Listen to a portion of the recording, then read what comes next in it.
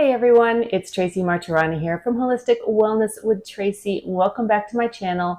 Today I'm inviting you into my kitchen for a quick chat about 3 different ways, maybe a little extra one as well, that you can meal plan.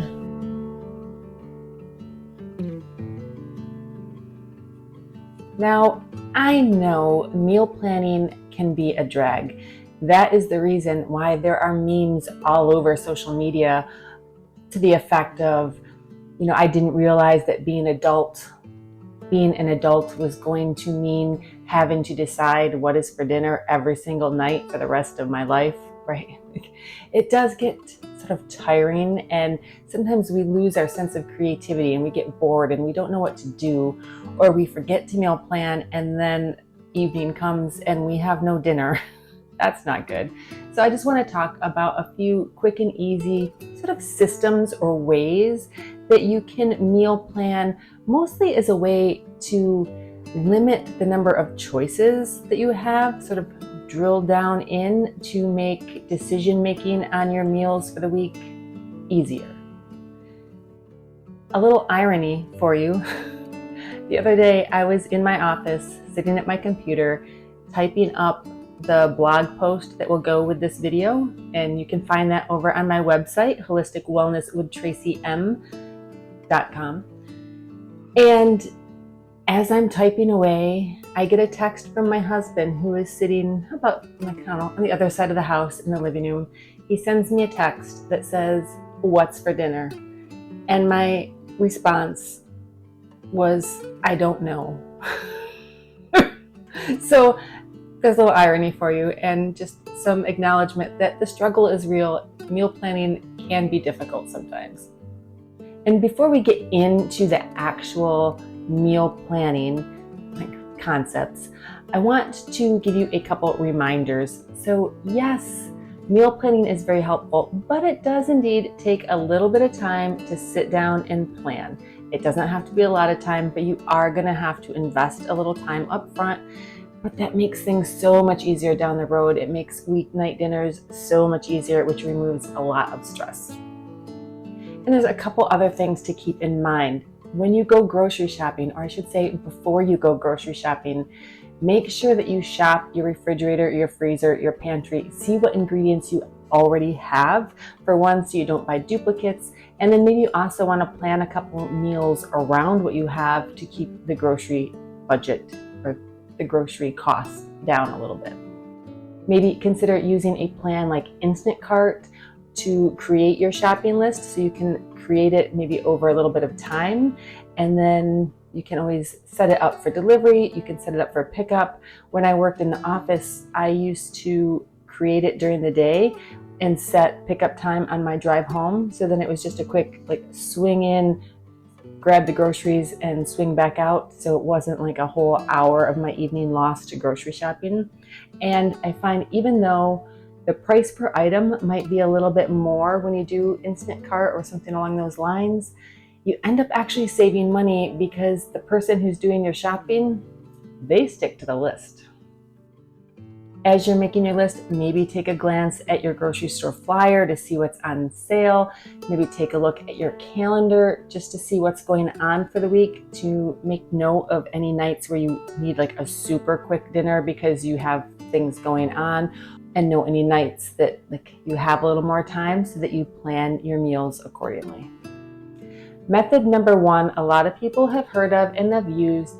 It's essentially creating some sort of theme for every single day of the week, like Meatless Mondays, Taco Tuesdays. You get the idea. There are so many choices here, so create what makes sense for you.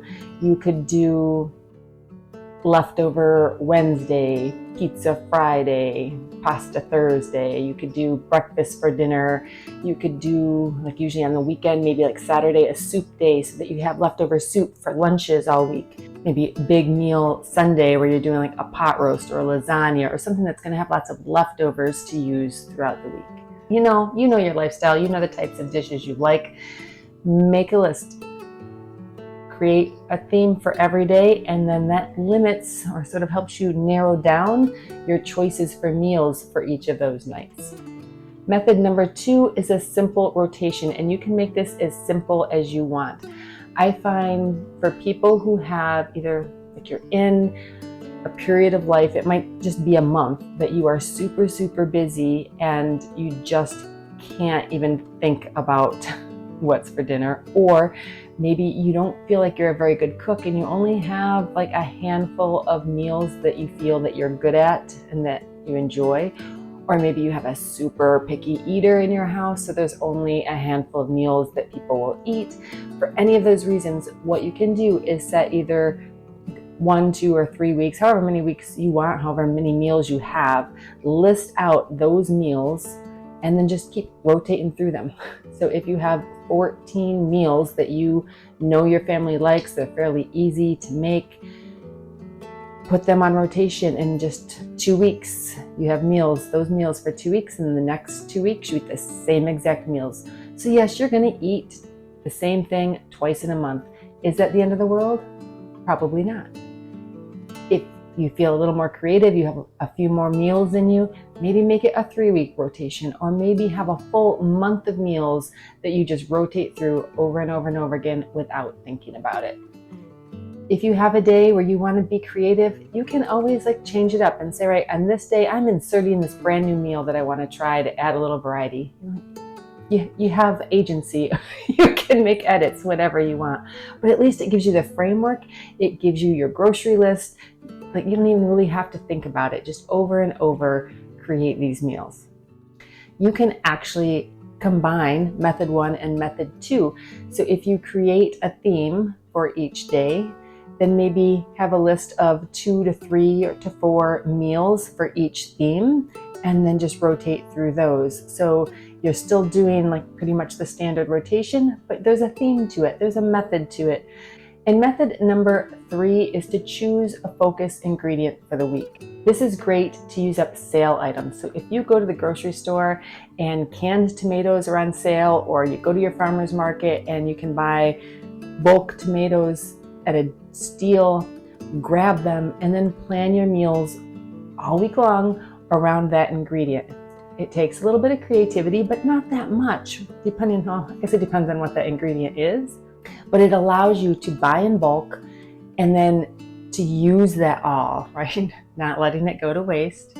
So for example, if it was the tomatoes that you got, maybe one night you're doing a quick and easy homemade sauce.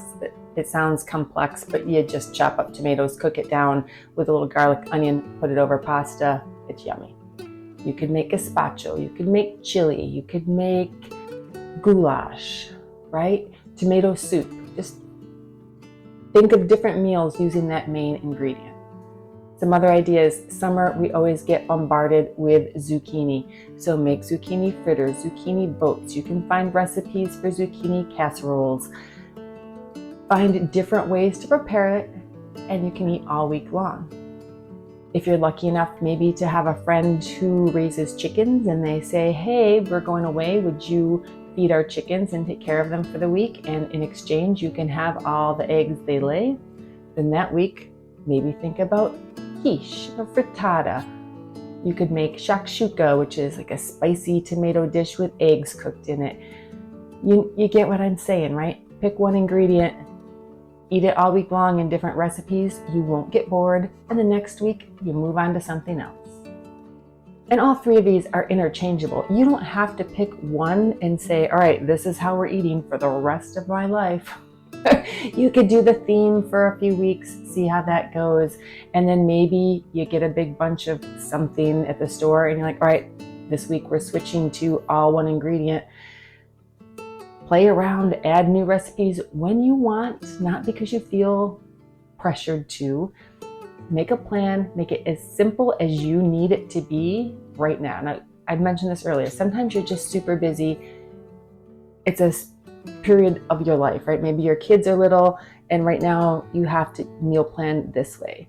Maybe in a few years, your kids are older, maybe they can help cook. A few years later, maybe the kids aren't even at home anymore and now it's super simple and you don't even really worry about it.